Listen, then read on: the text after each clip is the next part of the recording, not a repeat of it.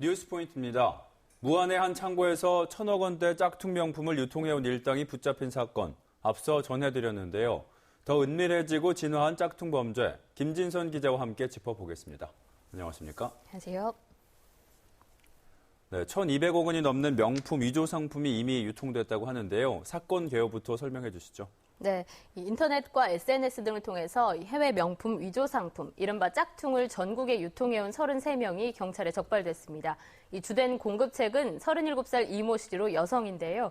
지난 2013년부터 3년여 동안 35개 해외 명품 브랜드의 가방이나 의류, 화장품 등 확인된 것만 2만 6천여 점 정도를 판매해왔습니다. 정품 시가로 추산했을 때 1,580억 원 상당이고요.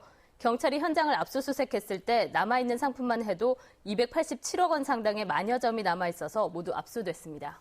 네, 이 모든 위조 상품들이 중국에서 들여온 거라고 하는데 이게 어떻게 수입이 돼서 또 국내에서는 어떻게 유통이 된 건가요? 네, 이 씨는 과거에 유아 의류 등을 판매해본 경험이 있었는데요. 네. 유통 경로 등을 잘 알고 있다 보니까 이 중국의 위조 상품 제조 공장을 직접 찾아가서 상품의 상태까지 확인한 뒤에 국제 택배로 중국에서 물품을 받았습니다.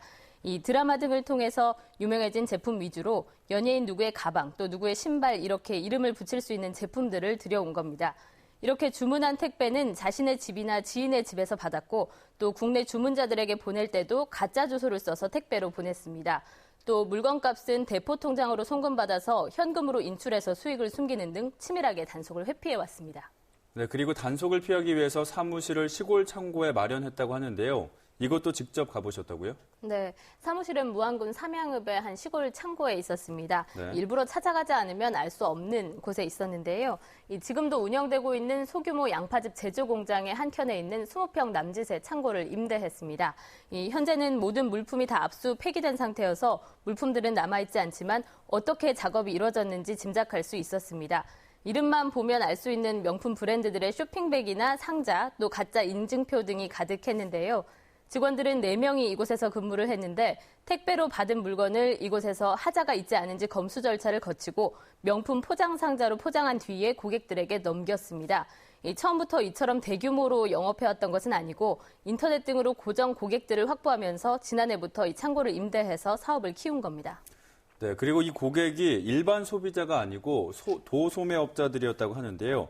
이게 실제 정품처럼 거래가 된 건가요? 아니면 위조 상품인 것을 알고 구매를 하게 된 건가요? 네, 알고 구매를 한 거죠. 경찰에 붙잡힌 33명 가운데 대부분이 소매업자들이었습니다. 네. 이 소비자들에게 직접 한 것이 아니라 이 보세 의류점이나 SNS 등을 통해서 개인적으로 판매를 하는 이런 개인 소매상들이 주된 고객이었는데요. 이 짝퉁을 찾는 소비자들이 꾸준히 있기 때문에 품질이 좋은 짝퉁을 찾는 소매업자들을 대상으로 판매를 한 겁니다. 이 씨는 자신이 운영하는 인터넷 카페 2곳에서 도소매업자들에게 물건을 주문받았습니다. 이 과정에서 위조 상품 값도 부풀려지는데요. 예를 들어 한 위조 명품 가방을 이 씨가 중국에서 10만 원에 들여온다면 이 소매업자들에게는 2배가량인 20만 원에 팝니다. 그러면 이 소매업자들은 자신들의 SNS를 이용해서 일반 소비자들에게 4배에서 5배까지 10만 원 가방이라면 50만 원까지도 판매를 해서 수익을 냈고요. 실제로 이 과정에서 공급책인 이 씨는 3년 동안 15억 원가량의 부당이득을 챙긴 것으로 조사됐습니다. 네, 서울시에서도 이른바 짝퉁과의 전쟁을 선포하면서 곳곳에서 정말 단속을 강화하고 있는데요. 전남에서도 꾸준히 적발이 되고 있죠. 네, 최근 3년 동안 전남에서 상표법 위반으로 적발된 사례는 80여 건, 120여 명이 입건됐습니다. 전국적으로도 지난해 압수된 위조 상품만 970억 원 상당이었는데요.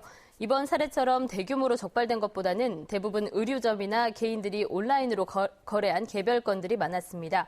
단속을 강화하고는 있지만 온라인에서 자유롭게 상품을 거래할 수 있는 오픈마켓이 활성화되면서 이 짝퉁 거래는 유통 수법만 바꿔서 매년 증가하고 있는 추세입니다.